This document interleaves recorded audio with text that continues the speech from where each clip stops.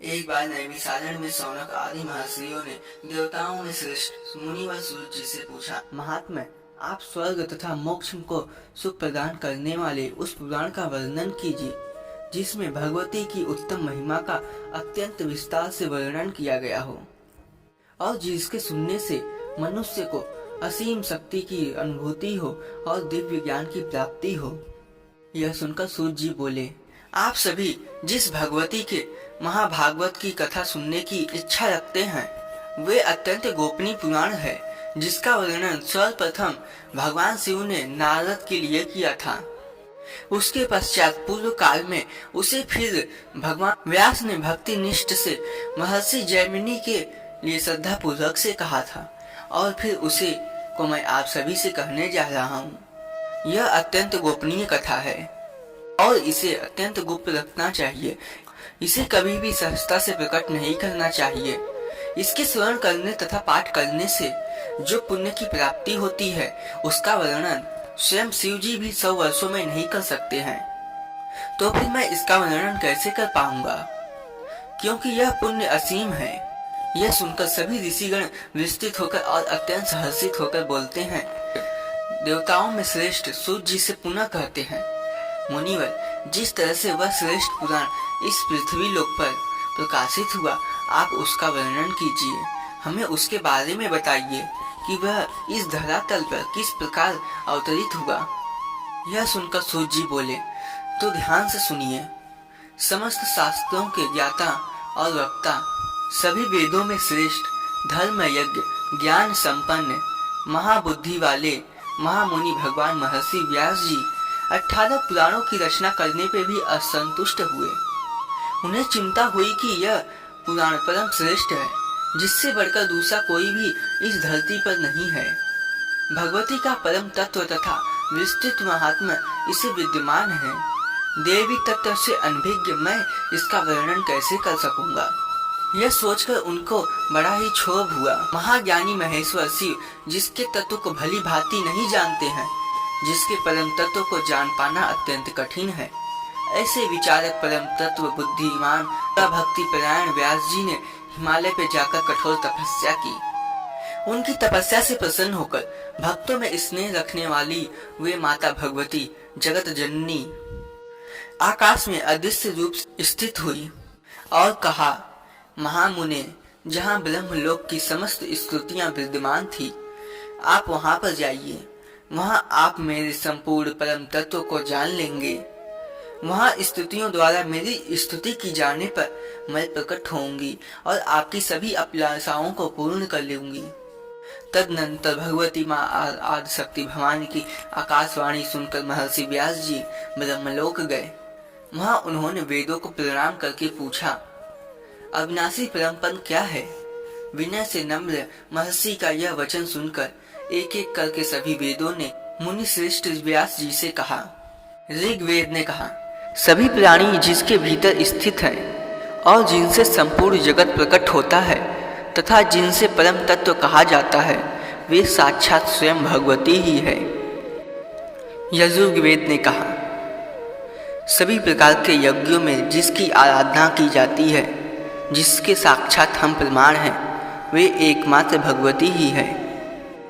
सामवेद ने कहा, जो इस समस्त जगत को धारण करती है तथा योगी जन जिनका चिंतन करते हैं और जिससे विश्व प्रकाशित है, वे एकमात्र भगवती दुर्गा ही इस जगत में व्याप्त हैं। अथर्ववेद ने कहा, भगवती के कृपा पात्र लोग भक्ति पूर्वक जिन देवेश्वरी का दर्शन करते हैं, उन्हीं भगवती दुर्गा को लोग परम ब्रह्म कहते हैं। सूर्य जी बोलते हैं, वेदों का यह कथन सुनकर सत्यवती पुत्र व्यास जी ने निश्चित रूप से मान लिया कि भगवती दुर्गा ही परम पद है तथा परम ब्रह्म है। ऐसा कहकर उन वेदों ने महामुनि व्यास जी से पुनः कहा, जैसा हम लोगों ने कहा है वैसा हम आपको प्रत्यक्ष दिखाएंगे। ऐसा कहकर सभी स्तुतियों ने सच्चिदानंद विग्रह वाली सतरूपा सर्वमयी परमेश्वरी का स्तोत्र करने लगे, चिंतन करने लगे। वेदों ने कहा, दुर्गे, आप संपूर्ण जगत पर अपनी कृपा दृष्टि कीजिए। परमेश्वरी, आपसे ही इन तीनों गुणों में स्वेच्छा अनुसार से सृष्टि की रचना किया गया है। आपके निमित्त से ही ब्रह्मदेव, विष्णुदेव और शंकर तीनों देवताओं सृष्टि की रचना करने में समर्थ हुए हैं। इसीलिए इस जगत में आपको रचने वाला कोई नहीं है माते। आपके दुर्गम गुणों का वर्णन करने में इस लोक में भला कौन समर्थ हो सकता है। भगवान विष्णु आपकी आराधना कर से दुर्जन दैत्यों का युद्ध स्थल में मारकर संहार करते हैं और तीनों लोकों की रक्षा करते हैं। भगवान शिव ने भी आपके कमल चरण को अपने हृदय पे धारण करके तीनों लोकों का नाश करने में समर्थ हैं और कालकूट विष का पान किया था।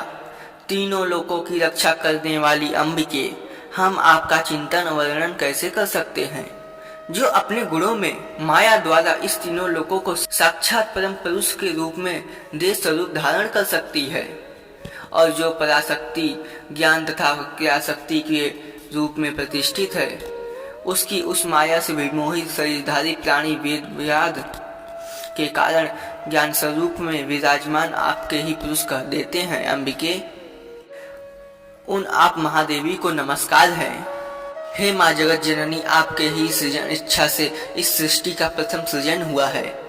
वह स्वयं आपकी ही शक्ति से हुआ है। आपकी ही शक्ति से, पराशक्ति से स्त्री और पुरुष दो रूप की मूर्तियां भी सशक्त हुई हैं, विभक्त हुई हैं। इस कारण से वह ब्रह्म भी मान्यता भी शक्ति स्वरूप ही है। जिस प्रकार जल में उत्पन्न ओले आदि को देख पाना मनुष्य को जल में ही होता है, ऐसे दृढ़ निश्चित होता है, उस प्रकार ब्रह्म के उत्पन्न इस समस्त जगत को देखकर शक्तिशाली तो ब्रह्म ही है, ऐसा मन में विचार आता है। और पुनः परमात्मा ब्रह्म जो पुरुष बुद्धि है, वह भी शक्ति स्वरूप ही है, ऐसा निश्चित होता है। जगदम्बिके, देहधारियों पे अपनी कृपा दृष्टि बनाइए। देहधारियों के शरीर में स्थित स्पष्ट चक्रों को मूला चक्र, स्वादिष्ट चक्र, मणिपूर्ण चक्र, अवान्त चक्र, विश्वाहास्य चक्र तथा आज्ञा चक्र में ब्रह्मादि जो 6 विभूतियां सुशोभित है, वे प्रलयांतर में भी आपके आश्रय में ही परमेश्वर पद को प्राप्त होती है। इसलिए शिवादि देवों में स्वयं ईश्वरता नहीं है, अपितु आप में ही है देवी। एकमात्र आपके चरण कमल में ही देवताओं द्वारा वंदित दुर्गे हम परम प्रसन्न होते हैं। सूत जी बोलते हैं, इस प्रकार स्तुतियों द्वारा वेदों के स्तुति की जाने पर सनातनी जगदम्बिका सती अपने अस्तित्व रूप में आई। सभी प्राणियों के भीतर स्थित रहने वाली उस ज्योति स्वरूप भगवती ने व्यास जी के संशय का नाश करने के लिए इच्छा स्वरूप धारण किया।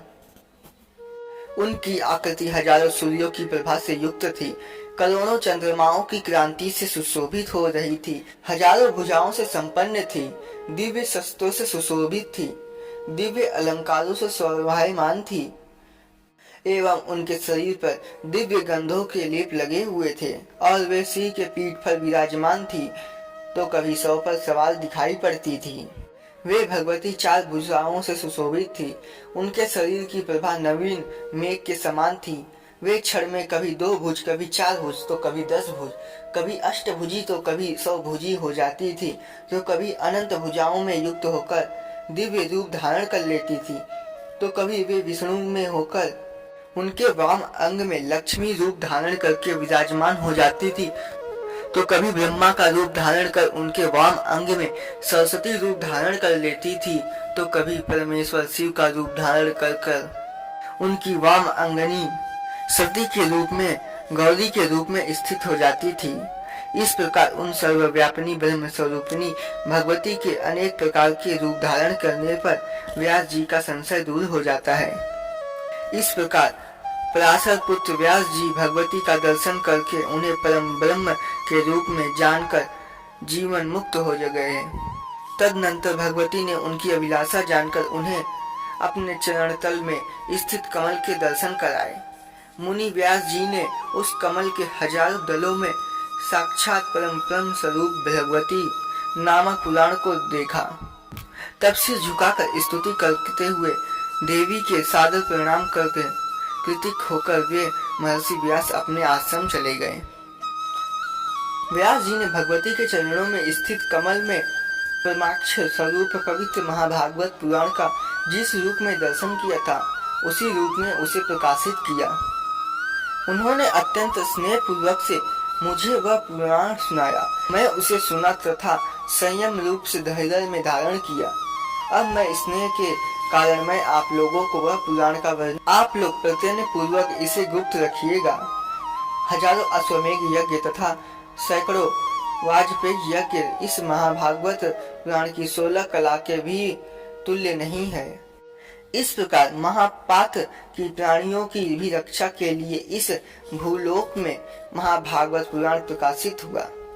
श्रोतागण, इस प्रकार श्रीमद् महाभागवत महापुराण के अंतर्गत सूत शौनक वाक्य में महाभागवत प्रकाशन नामक पहला अध्याय पूर्ण होता है। श्रोतागण, देवी पुराण के दूसरे अध्याय को सुनने के लिए आप सभी हमारा नेक्स्ट वीडियो अवश्य देखें, जिससे माता भगवती के महिमा का वर्णन आप सभी को ज्ञात हो।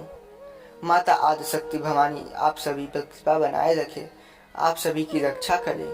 जय माँ भगवती।